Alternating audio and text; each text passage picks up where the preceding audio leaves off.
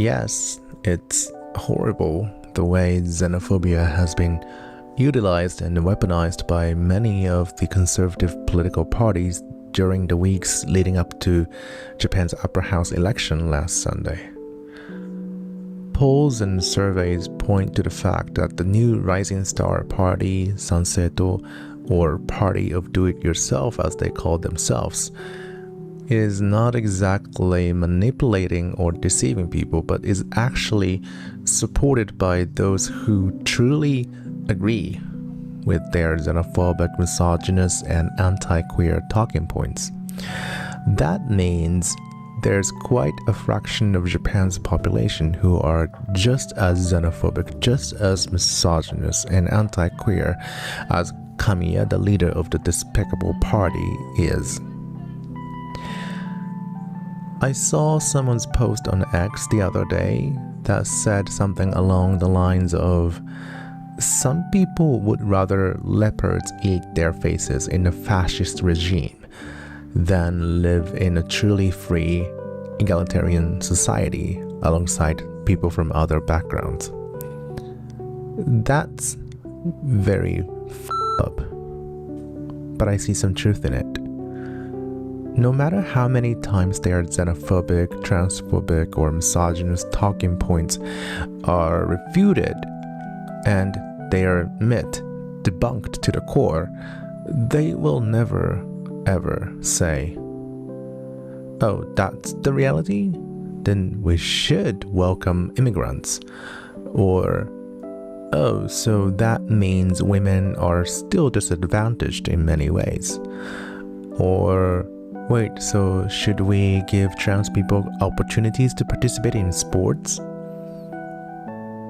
No, they'll never ever say those things, because misinformation is not what made them bigots in the first place. They need to be a bigot first to accept such misinformation.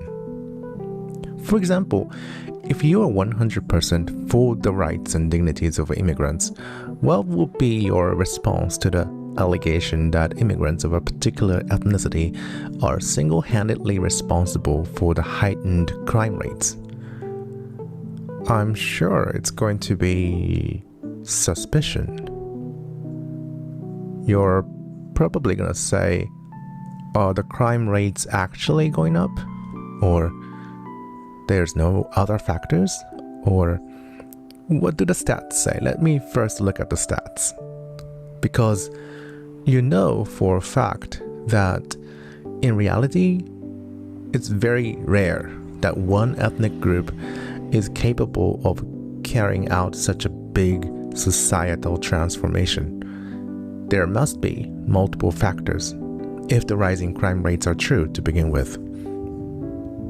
No stats or fact will make you question your racist ideas. You will most likely try to find some other reason to keep hating on immigrants. Well, I'm not saying people can never change, but I'm saying it's not the stats or facts that change people's minds. If you look back at Japan's post-World War II history, it's obvious that we have always lived in a highly xenophobic society. We conquered other lands, gave them Japanese nationality, though as second-class citizens, and once the war was over, we took away their nationality. We spread the rumor that they had poisoned the wells, and on that ground we lynched them and killed them. The police and the government were complicit, and the court was very tolerant of the vigilante actions.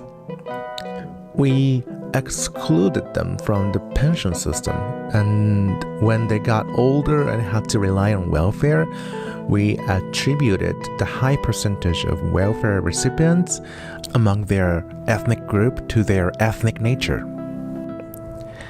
We went to the house of a family who were soon to be deported and separated from their Japan-born child and chanted, "Get out of Japan."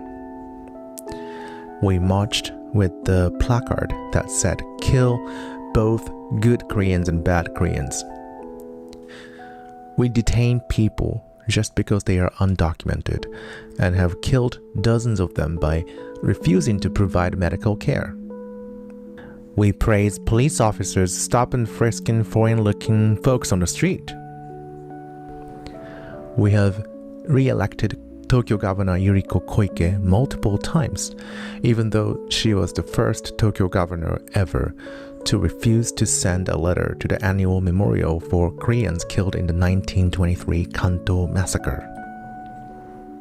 We have been xenophobic. We've always been a xenophobic country. Yes, Sanseito looks like the worst of worst, but they are basically carrying on the legacy of the hawks of the Liberal Democratic Party.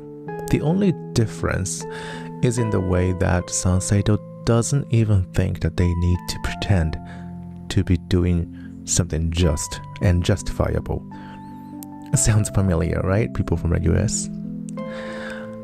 If we focus too much on Sanseito or this election as if it was something unusual, an exceptionally bad thing, then we, in effect, accept the xenophobia that came before Sanseito. We should not do that. What we are seeing today is an extension of what we've always been witnessing. So, if you don't like it, you should have hated it a long time ago, and you should hate it for a foreseeable future. Japan being Japan should not surprise you.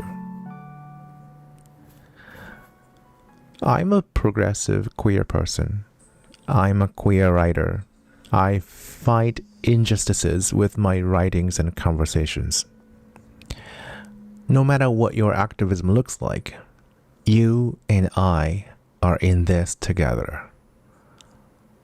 Let's not just focus on the now, 'cause we'll keep fighting. Perhaps for a long time, unfortunately, but we do it together.